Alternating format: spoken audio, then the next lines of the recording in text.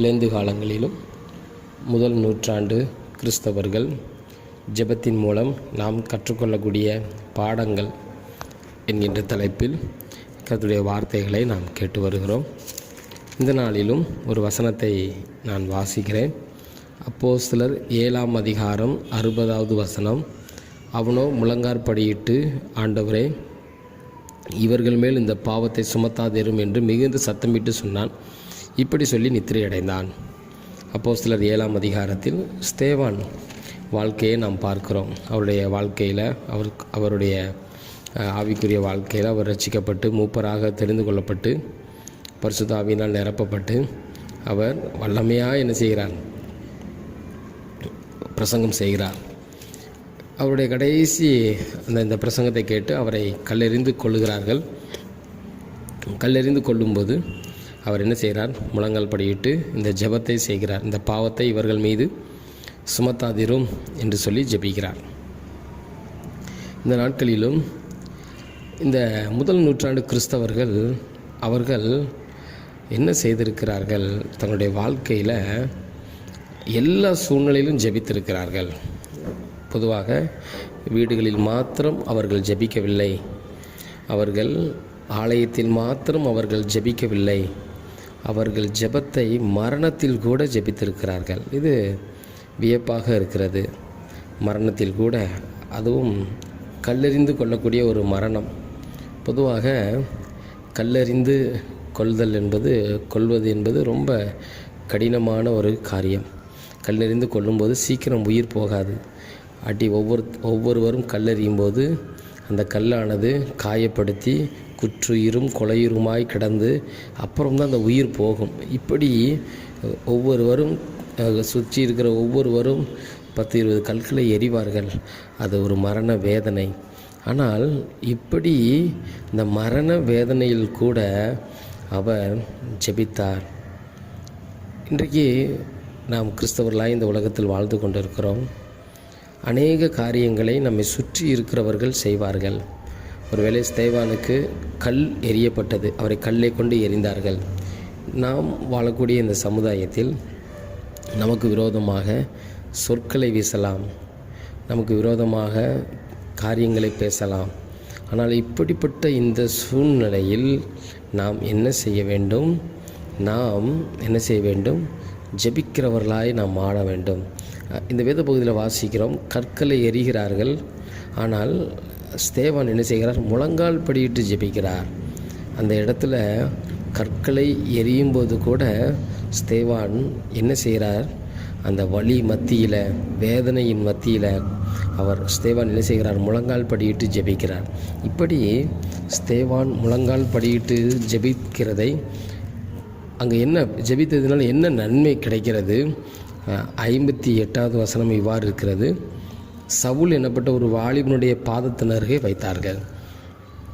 இவருடைய இந்த ஜெபம், இவருடைய இந்த அர்ப்பணிப்பு அந்த இடத்தில் இருந்த சவுல் என்னப்பட்ட வாலிபன் அதை பார்க்கிறார்.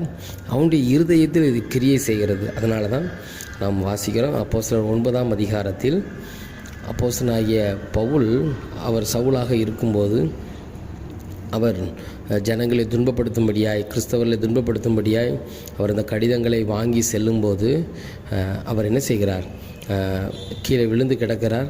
அப்பொழுது பரலோகத்திலிருந்து ஒரு சத்தம் கேட்கிறது, நீ துன்பப்படுத்துகிற இயேசு நானே என்று சொன்னவுடன் அப்போஸ்தலர் 9ஆம் அதிகாரத்தில் அவர் சொல்லுகிறார், ஆண்டவரே, நான் என்ன செய்ய சித்தமாக இருக்கிறீர் என்று சொல்லி அப்போஸ்தலர் 9ஆம் அதிகாரம் 6வது வசனத்தில் அவர் இயேசு கிறிஸ்துவை பார்த்து, சத்தத்தை பார்த்து சொல்லுகிறார்.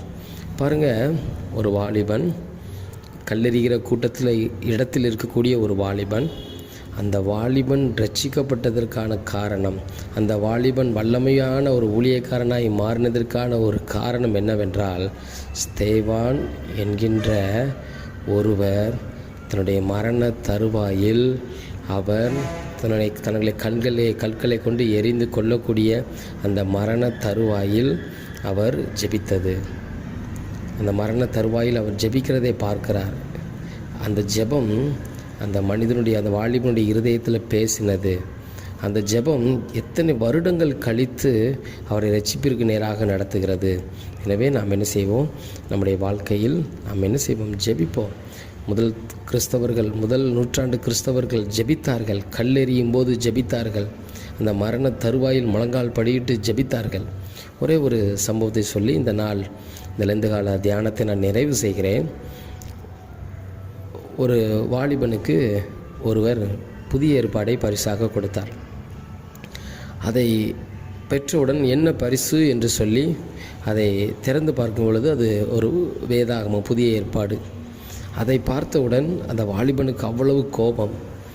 யார் அந்த வேதாகமத்தை கையிலே கொடுத்தாரோ அவரை போட்டு அடி என்று அடித்து, அவரை மிகவும் அதிகமாய் காயப்படுத்தி அடித்து, நீ எப்படி இந்த வேதாகமத்தை எனக்கு பரிசாக கொடுக்கலாம் என்று சொல்லி அவரை எந்த அளவுக்கு அடிக்க முடியுமோ அந்த அளவுக்கு அடித்து, அவருடைய சட்டெல்லாம் கிழிகிற அளவுக்கு அடித்து, சட்டை பனியில் கிழிகிற அளவுக்கு அடித்து அவரை அதிகமாய் காயப்படுத்தி அந்த வாலிபன் அனுப்பினான். அந்த வேதாகமத்தை கொடுத்தவருக்கு அவ்வளவு வேதனை. நான் வேதத்தை கொடுத்தேன், இப்படி என்னை காயப்படுத்தி என்னை இந்த அளவுக்கு மோசமாக அடித்து விட்டாரே என்று சொல்லி அந்த வேதாகமத்தை கொடுத்தவருக்கு மிகுந்த வேதனை. அந்த வேதனையின் மத்தியில் கூட அந்த வேதத்தை கொடுத்தவர் இவ்வாறு சொன்னார், தம்பி, நான் ஒரே ஒரு காரியத்தை சொல்லுகிறேன். நீ என்னை அடித்ததினால் நான் உன்னை ரொம்ப நாள் கழித்து நான் விசாரிப்பேன், நீ ஒரு ஊழியக்காரனாய் மாறுவாய் என்று சொல்லி அவர் சொன்னார். அதை கேட்டவுடன் அவருக்கு இன்னும் கோபம். நானே நீ கொடுத்த வேதத்தை, நீ கொடுத்த இந்த பைபிளை கொடுத்ததுனால உன்னை இந்தளவுக்கு அடிக்கிறேன், நான் எப்படி இந்த வேதத்தை தூக்கி நான் இந்த இயேசுவை பற்றி சொல்வேன் என்று சொல்லி இன்னும் அந்த கோபம் அடங்கலை. இன்னும் அடித்த அடியில் உடம்புல ரத்தம் கொட்டுகிற அளவுக்கு அந்த வாலிபன் அந்த வேதத்தை கொடுத்தவரை அடின்னு அடித்து குற்றுயிரும் குலையுருமாக அவரை அனுப்பிவிட்டார். நாட்கள் கடந்தது. அந்த வாலிபன், அந்த காலங்கள் உருண்டோடியது. எந்த வாலிபன் அந்த வேதத்தை வாங்கும்போது அடித்தாரோ அதே வாலிபன் அந்த வேதத்தை எடுத்து வாசித்து பிற்காலத்தில் ஒரு ஊழியக்காரனாக மாறினார். எனவே அறியாதவர்கள் நமக்கு விரோதமாக கற்களை எறியலாம், நம்மை துன்பப்படுத்தலாம், வேதனைப்படுத்தலாம். அதன் மத்தியிலும் நாம் அவர்களுக்காக ஜெபிக்கிறவர்களாய் மாறுவோம். ஸ்தேவானை போல கர்த்தர் நிச்சயம் இந்த கடைசி நாட்களிலும் நம்மை கொண்டு அநேக சவுல்களை பவுலாக மாற்றுவார். எனவே முதல் நூற்றாண்டு கிறிஸ்தவர்கள் ஜெபித்தார்கள். ஸ்தேவான் ஜெபித்தார், பவுல் உருவானார். இந்த நாட்களிலும் நாமும் ஜெபிப்போம். நிச்சயமாக அநேக பவுல்கள், அநேக ஊழியர்கள் எழும்புவார்கள். Thank you. May God bless you.